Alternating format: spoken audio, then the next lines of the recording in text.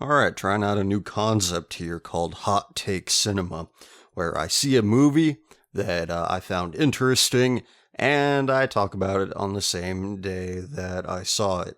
Now, the rules for that might change at some point, but for the time being, yeah, I've seen this movie within the last 24 hours, and this movie is called The Beach Bum. Harmony Korine directed it, Matthew McConaughey plays the main character, and I've only seen one other of Harmony Korine's movies, that was Spring Breakers. I liked Spring Breakers a lot. I thought that movie had a lot of interesting things to say. So just off of the strength of that, I wanted to go see The Beach Bum, and it's opening weekend for it, as of this recording. And I have a lot to say about this movie as well. Because Spring Breakers is still pretty fresh in my mind. I've seen it about 2 or 3 times in total. I will be comparing The Beach Bum and Spring Breakers quite a bit because I do think these movies contrast against one another in a really interesting way. Just by watching these two movies, I get the impression that Harmony Korine's a guy who has a really deep contempt for humanity.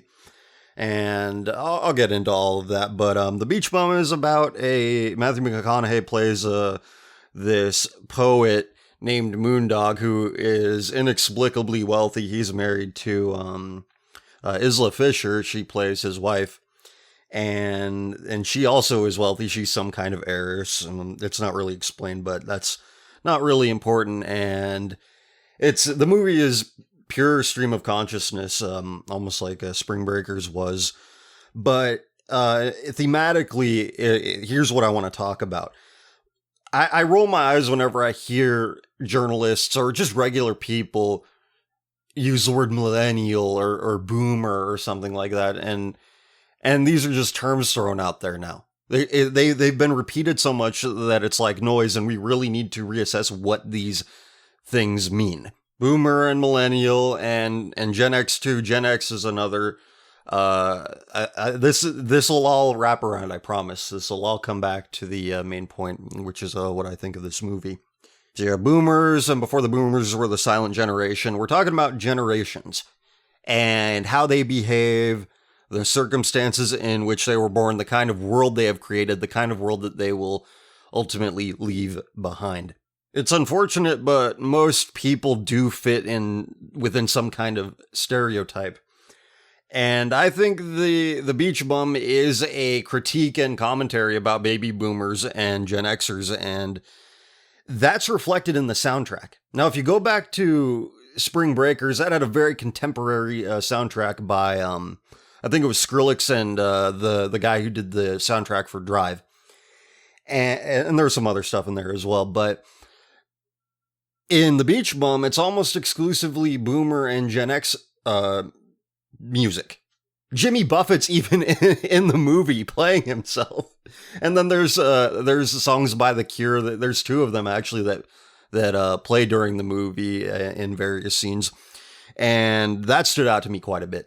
So that's what clued me into what this movie I think was trying to do. And even if it didn't, it ended up saying things about these 2 generations that Spring Breakers said about millennials. And again, I'll get deeper into that later, but I'll bring this up. I found it weird that this guy, during the first 2 minutes of the movie, I'm like, this guy's like a retarded Charles Bukowski, which was very strange because I was actually watching the Bukowski tapes earlier today. And Charles Bukowski, I'm looking at it right now on his Wikipedia on my phone here. It says he was born in 1920, which I think makes him a silent, if I'm not mistaken, but I've read actually more than one of his books, one of the few novelists I've done so with. And I was reminded of what he wrote in Pulp. I loved Post Office. Pulp was great too. And here's what it says. I'm just going to read it. He writes in Pulp, I was gifted, am gifted. Sometimes I looked at my hands and realized that I could have been a great pianist or something. But what have my hands done? Scratched my balls, written checks, tied shoes, pushed toilet levers, etc. I have wasted my hands and my mind. So this is a guy who, I think he wrote this book towards the end of his life, well, the book in which he said this, and he seems pretty remorseful here, Bukowski does. Think of Matthew McConaughey's character as this guy, but he has no remorse. Everything's just a laugh to him. There are no consequences to what he does in this movie. All the bad stuff he does, he either laughs it off or he gets away with it. That's the worst thing that happens. And that to me describes the baby boomer generation to the absolute maximum accuracy that is possible. You know, I once described Americans as, it's like a fat guy in like an antique shop and he's just bumbling around, he's slovenly, he has no conscientiousness about him, and he just knocks stuff over and breaks stuff, and he laughs about it. That's what Americans are to me, in general. And I'm speaking as an American. If you look at opinion polls, we don't really care about foreign policy, even though, and I'm not going to get into that, but baby boomers are a product of just a power vacuum. Everybody comes back from World War II. The evil axis is defeated. And all of a sudden, Americans can just do whatever they want. There's a huge power vacuum. We are the world, basically. We're the only economic superpower. We don't have to compete anymore. We're the only literal military, like in the literal sense of power, then you could blow shit up and kill lots of people. We're the only superpower. And you get a population, a generation that reflects that, where you can squander your wealth so spectacularly and you can just laugh it off because you don't have to pay for it. You just kick the can down the road to the next generation and the next one and the next one. The only generation to have it both better than their parents and their children. And I'm going to start getting into spoilers here, but it's not really a spoilers movie, so you can turn it off now if you want. I don't really care, but if you want the TLDL, too long, yeah, that's right, TLDL version of what I'm doing here. This movie's hilarious. It has a lot to say, and I recommend that you go check it out. But Matthew McConaughey's character perfectly exemplifies this screw you got mine mentality that the baby boomer generation possesses. And at the end of the movie, he proves this by lighting a boat with $50 million of cash on fire. And he gets that from finishing the novel that his wife told him to write in her will, or else he doesn't get her money. Because she's this rich heiress, and it's not really known what her family did to get that money to give to her. But long story short, he writes the book after being homeless and going on these ridiculous adventures. And what does he do? He's like, "Get me the money." He calls up the lawyer or whatever who's in charge of distributing the assets from the will. He's like, "Put it on a boat and send it over to me." And what he does, he lights it on fire. And how his wife died, they were like smoking pot together and just acting like retards. And she ends up driving. They get into a head-on collision. She dies. He's pretty much uninjured. And he just kind of shrugs it off. There's no, oh shit, I got to get my life together moment. Which is what actually happens a couple of times in Spring Breakers. And that's a movie about, well, not about, but it's a movie with millennials where, Selena Gomez, her character bounces. Another, one of her friends who stays behind in Florida to hang out with Wigger James Franco. She gets shot and she's like, fuck this, I'm gone. And, really bad stuff happens to this guy in this movie and none of it phases him. On to the next drunken adventure, on to the next skank that he screws in some kitchen. You would think at some point this guy would start reevaluating his life, but no, he never does. Before his wife gets killed, they're at their daughter's wedding, and he's friends with Snoop Dogg. He's not Snoop Dogg in the movie, but Snoop Dogg plays the guy. I think his name is Lingerie. He's some kind of drug dealer or rapper. I'm not sure what he is. And he sees his wife and Snoop Dogg making out on the pier, and he just is kind of like, oh, well, that makes sense. And he kind of laughs at it. And he ends up hanging out with Snoop Dogg again at different points throughout the movie. My wife is cheating on me. My wife is dead. My daughter's getting a divorce. All these things happen to him. He gets thrown in jail. He has to go to rehab. And it's all just a game to him. And how perfectly does that describe the baby boomer generation? And while all of this is going on, you hear Jimmy Buffett, you hear, folky, baby boomer, 60s kind of music in there. And again, you hear The Cure at some point when he's going around with Zac Efron after breaking out of rehab. Who he was partying with while they were listening to Creed. You know that band, remember them? But Matthew McConaughey's character's name is Moondog in the movie. Moondog he goes around meeting these just horrible and strange people and getting into all this trouble.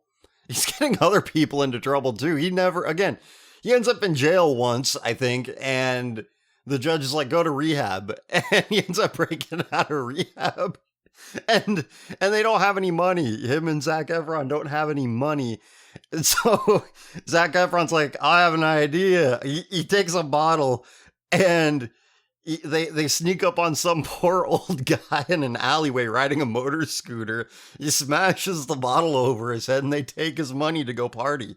And looking back on it now, there's a lot of symbolism in him making a younger guy do the dirty work for him. And this is just to say nothing about his other quirks, like early in the movie, he's like smoking a cigarette while his wife's holding it between her toes. And then when they're kicking him out of the house because the will says so, he's like, oh, I'm just going to wear my wife's shoes. And then he takes like a pair of these shoes and he like sniffs them first before he puts them on. It's again, baby boomers, architects of the sexual revolution. They love their swinging and their afternoon delight or whatever. And this is what they waste their energy on instead of being responsible people. And that is that's something that carries on to this day. It's a generation that is hedonistic. They create nothing. They get all the credit for it. They get all the credit for the work that other people did before them, their parents did. And there's a scene in this movie that exemplifies that. That exemplifies this reality where he's with Snoop Dogg and he tells him some poem, and Snoop Dogg's like, oh man, that was the most beautiful thing I've ever heard. And he says like, oh yeah, some other guy wrote it. I plagiarized it in the 7th grade and won a poetry contest with it. And all of his own poetry is just trash. He wins a Pulitzer at the end of the movie Matthew McConaughey wins the Pulitzer for talking about his penis. He says something like, my penis was inside you twice today and it made me feel beautiful, I think is what it was. And everybody starts clapping for him. And I was reminded of the kind of culture that baby boomers created when they started coming of age. You know what they gave us? They gave us disco and horrible novelty songs. That's what they gave us. Creatively bankrupt people. Morally bankrupt people. Irresponsible people, and well, none of them are too worse off for it, are they? Someone else has to hold the bag. And let me tell you something. Gen Xers aren't as bad, but let me just say this. It's Gen Xers, they gave us punk rock, right? Fuck you, mom and dad. We're gonna play our music fast and loud. And while it was very good, look at those same people just ended up like their parents in the end. A movie that touches upon this theme is SLC Punk, which is a favorite of mine. To Gen X's credit, the stereotype of it, but again, they're generally true. They know they shouldn't be like their parents, but they are. They're just following the precedent set by their greedy, materialistic parents. Alright, it's hard to break that cycle, I understand this. And then, of course, you get to millennials, and contemptible creatures are we, but you know, we're gonna feel the effects of what we do, I think, the hardest, because there's really no wealth left to cushion that blow. So we glom onto some abstraction of ourselves. Going back to Spring Breakers, I think it's interesting that the movie starts off following these girls with no real humanity about them, save for maybe Selena Gomez's character. And then like, halfway through, the movie shifts from them to focusing on Alien, played by James Franco, and then his relationship with whatever Gucci Mane's character was named. Like that's when the movie got real interesting, and then the girls they get guns and then they shoot everybody, and yeah. Just from a narrative perspective, the fact that that's how the story was told, you could read a lot into that. But throughout the movie, it's, and I felt this in Spring Breakers as well, is it Harmony Korine's a contempt for humanity, or is he fetishizing its sins? And it blurs the line a little bit, because whether you want to admit it or not, Moondog is a pretty likable guy in some respects, like Alien was in Spring Breakers. But he just he again, he has no, you look beneath the surface of this funny party guy. He has no talent. He squanders his wealth, and it is implied that he had wealth at some point. He just doesn't get it from his wife's inheritance. You have it all, and look what you do with it. You do worse than nothing. It's like most of the stuff he does in the movie indirectly harms people. Like when he's homeless for a while, he ends up leading a gang of bums to go vandalize his wife's mansion that he can't go into unless he meets the conditions of the will, which is what ends up putting him in jail. And again, he doesn't discourage Zac Efron from taking a bottle to that guy's head. He doesn't tell the younger guy when they're in rehab, no, we shouldn't break out. We should do our rehab and do what we're supposed to do. He's like, screw it. That sounds fun. Let's go. And there's just other interesting details too about how all of their maids, like you see, like Matthew McConaughey's character, he's got some boat in I think some foreign nation. I'm not sure. I think it was in Jamaica or something like that. Who knows? But he's got like this maid that it's implied that he has sexual relations with. Yeah, and she's a Hispanic lady. Maybe it was in Cuba. I don't know. But it's somewhere where the police can't get him, which, he goes there to run from the police after breaking out of rehab. And in the mansion too, it's like all like the pool boys, Hispanic. Again, all of these foreigners doing the real work, so that these contemptible individuals can live their lives in unfettered luxury.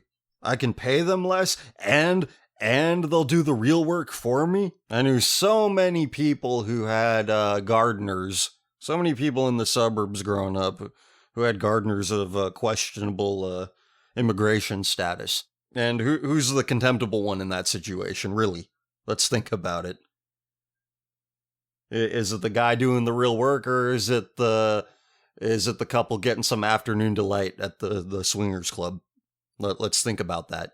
But just as a movie separated from what I believe to be its commentary about the generations that came before us, it really is a fantastic movie. I think I laughed so hard at I felt bad, but there's a scene where Martin Lawrence is in this movie, by the way.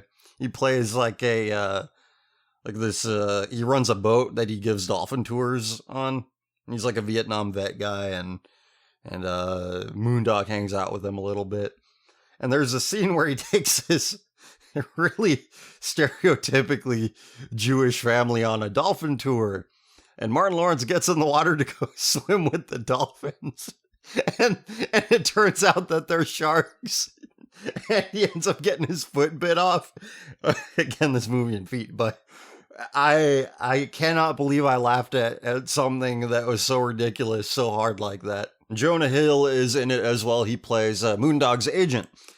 And I don't know what kind of Hollywood occult magic he used to summon this power, but he sounds just like Dusty Rhodes in this movie.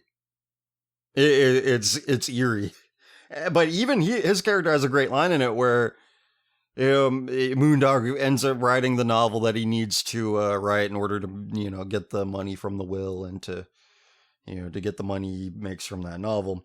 His agent says to him, well, what's great about being rich is that you could be horrible to people and they just have to put up with it. And that was one of the most on the nose lines in the movie that really tipped it in that direction for me. I really feel that this is what this movie's trying to say about a certain age demographic. The soundtrack and how different it was from Spring Breaker's soundtrack. That would have been enough clue for me, but that line towards the end of the movie, at that point I knew this is what needed to be said about this movie. This is what I think this movie is aiming for. So that does it for this the first edition of Hot Take Cinema. I think that's what I'm gonna call it. I have this idea with like the GeoCities flaming text logo, or like the title card, whatever. That's where we're gonna go with this. Maybe I'll do this again sometime. It's really I just as a general statement on movies now. They're really, I've seen more than one movie this year, but none of them really inspired any sort of thought. They were all the movies I've seen were terrible this year, or they just don't have a whole lot to say. If the movies don't have anything to say, how could I say anything on their behalf? But the Beach Bum had a lot to say, and it reminded me how badly certain generations have squandered what they were handed. I mean, gift wrapped.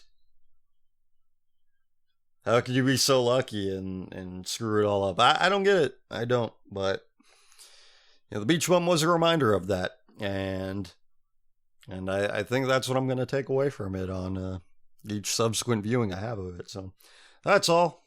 Thanks for listening, and take care.